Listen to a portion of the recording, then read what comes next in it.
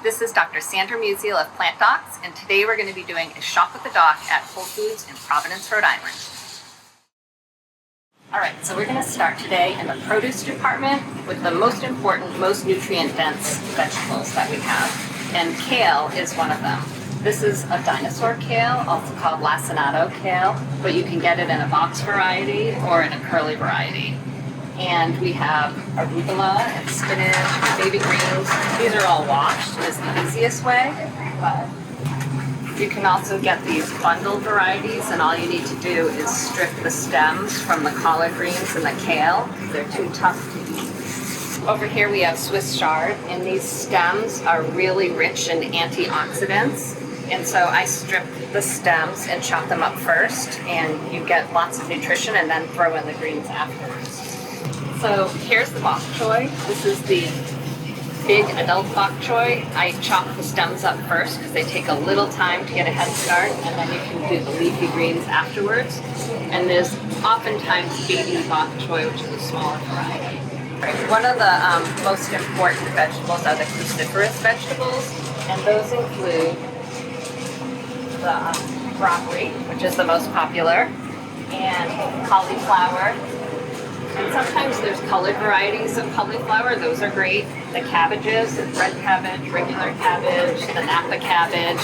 The allium family is the family of onions that's really important with powerful anti-cancer properties. And it includes leeks, which you typically eat the white part of, and green onions. And then over here we have the onions. There's yellow onions, white onions, red onions, Vidalia onions, which are sweeter, and then garlic, of course. And then these can be included in most any meal. And shallots are also included in the allium family.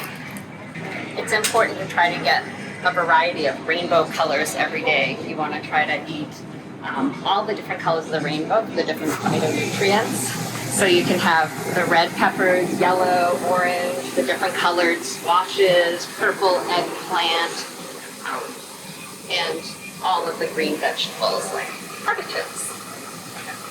Mushrooms are a whole category of their own because they're their own kingdom, but you'll see a different variety. They're all good too, but these are some different kind, and you just prepare them the same way. Like lion's mane, you just chop them up and saute them just like you would any other mushrooms. The portobello mushrooms can be made into burgers, and the white mushrooms are just as nutritious as all the other ones. One of the most nutrient-dense vegetables that exist are sprouts, and there's a huge variety of sprouts here that are basically baby vegetables. So, like broccoli sprouts are the most nutrient-dense form of sulforaphane, which is a really powerful anti-cancer molecule. They can be eaten plain in salads or put into shakes, but they also have pea sprouts, and there's radish sprouts.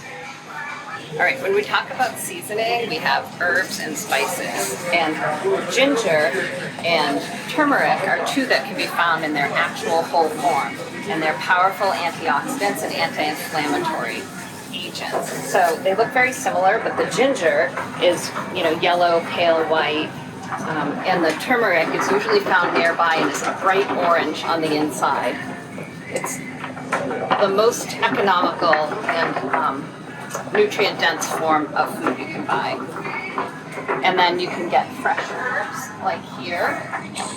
The mint, chives, it's in the allium family, dill, sage, marjoram, or they can be bought dried.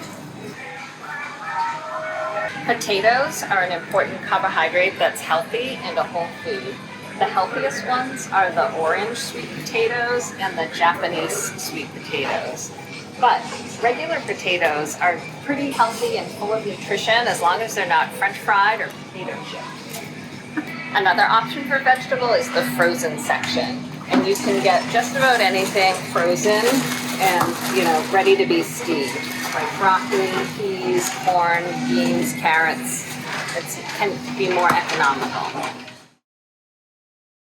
Fruits are really important to include in your diet, and you should have about 3 or 4 servings per day. It's good to buy what's local and in season. So we have apples. It's also important to include citrus, oranges and grapefruits, and lemons and limes added to greens increase the calcium and iron absorption from the greens, which are an important source of the calcium and iron. So always have some lemons and limes. One serving every day of fruits should be in the form of berries because they're the most concentrated form of antioxidants. So strawberries, blackberries, blueberries, raspberries, they can be fresh or frozen.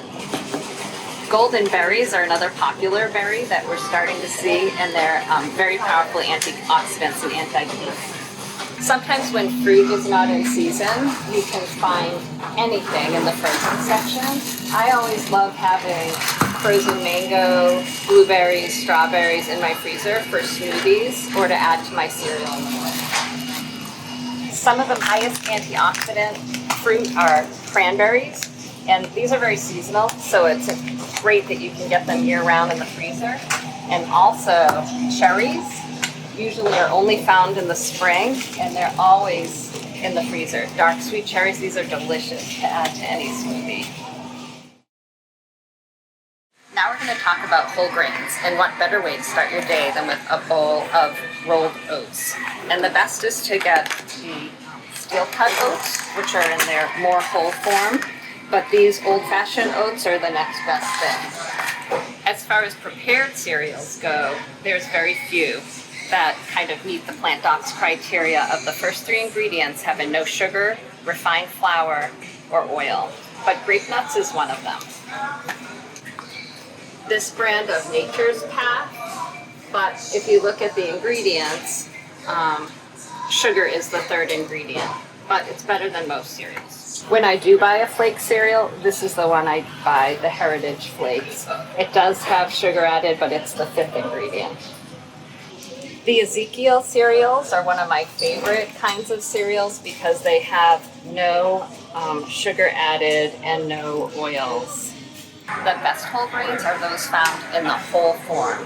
So instead of white rice, it's best to eat brown rice. But other forms of whole grains include barley, bulgur wheat, farro. This is one of my favorites. And quinoa, and all of them can be used just like rice. Quinoa comes as white or mixed or red. They even have a black variety. A lot of people think bread is just not an option for a healthy diet, but it's not true. There are many breads that are healthy, and Ezekiel is my favorite. It comes in different varieties, sesame and raisin, and they also make an amazingly healthy wrap for healthy lunches from sprouted grains. They also have an Ezekiel bun that can be used in the summer for grilling veggie burgers. There are a couple other breads that are decent. The Dave's Killer Bread, a whole grain, good seed. I love this German brand, Mestemacher. They're pumpernickel. It's a really dense, rectangular, and thinly sliced bread, but this is my favorite, along with the Ezekiel. I have a lot of favorites. This Mighty Stone Milled, you just want to read the label and make sure you're not getting refined flours, sugars, and oils. Healthy forms of pasta can be found. One of my favorites is the red lentil pasta or green lentil pasta, but they also have a variety of chickpea pastas that come in all different forms. My advice is be to undercook them for 1 or 2 minutes and don't rely on your leftovers. You can also choose from a variety of whole wheat pastas. When we're talking about plant-based protein, we're going to be talking about legumes and then minimally processed foods with legumes. And that will include tofu, which you can get extra firm and saute it up, or the silken variety that's great for making healthy desserts and smoothies. Hummus, and finding an oil-free version is a great way to get chickpeas. Good Neighbors is an example of a brand that makes a no oil added hummus that comes in a variety of forms. Other minimally processed, high-protein plant-based foods include seitan, which is a gluten kind of protein, and tempeh, which can be treated like tofu and cubed up and sauteed or baked. Beans or legumes are the main source of protein in a plant-based diet, and there's a huge variety of beans to choose from. Canned beans is the easiest way to go. They're already cooked. You just need to drain and rinse them. So chickpeas or garbanzo beans, black beans, cannellini beans, baby beans. They also come in dry variety, which is much more economical. They just need to be soaked and cooked until tender. In the frozen section, you can find edamame, which is one of my favorite sources of legumes, and you can get them in the shell or shell. And they also have frozen lima beans, not one of my favorites. When it comes to plant-based milks, you want to find one that has no oil and no sugar. So this is my favorite oat milk because it has no oil added, but you want to be careful because if you choose one of the other brands that are not low fat, they can have as high as 9 grams of fat per cup, where this is 1 gram. Califia makes a really nice oat milk as well. And then almond milk is another one. You want to look for unsweetened, not one of the flavored varieties. Soy milk is also a good choice and has a higher protein content, but I would avoid the creamers. These have extra oil and sugar added and wouldn't be a healthy addition to your diet. When it comes to vegan cheeses, there's very few that have no oil, but Kite Hill cream cheese is one of them that's made from almonds and has no oil added. Sliced cheeses, there's a variety of plant-based cheeses available, but every single one of them has coconut oil, which is a saturated fat, so I would avoid these. When talking about plant-based yogurts, there's a variety that you'll find, but unfortunately, I went through and every single one of them has added sugar or added coconut oil, even the plain ones. So, here's one. Kite Hill Original. It's the only one I've found here, unsweetened, that has no oil added. When talking about healthy fats in a plant-based diet, it's important to include nuts, about a 1/4 cup every day. Walnuts are one of my favorites because of the kind of antioxidants they have, but you can also choose between unsalted cashews or almonds. Peanuts are a legume, but are great to include in the diet as well. Seeds are also an important source of healthy fats. Pumpkin seeds are particularly high in magnesium, and you can also include sunflower seeds. Some more pumpkin seeds. Also important in the healthy fat department are the little seeds, so the chia seeds and hemp hearts and the flax seeds. Flax seeds need to be eaten ground in order to get the nutrients, but these are a really important source of omega-3 fatty acids.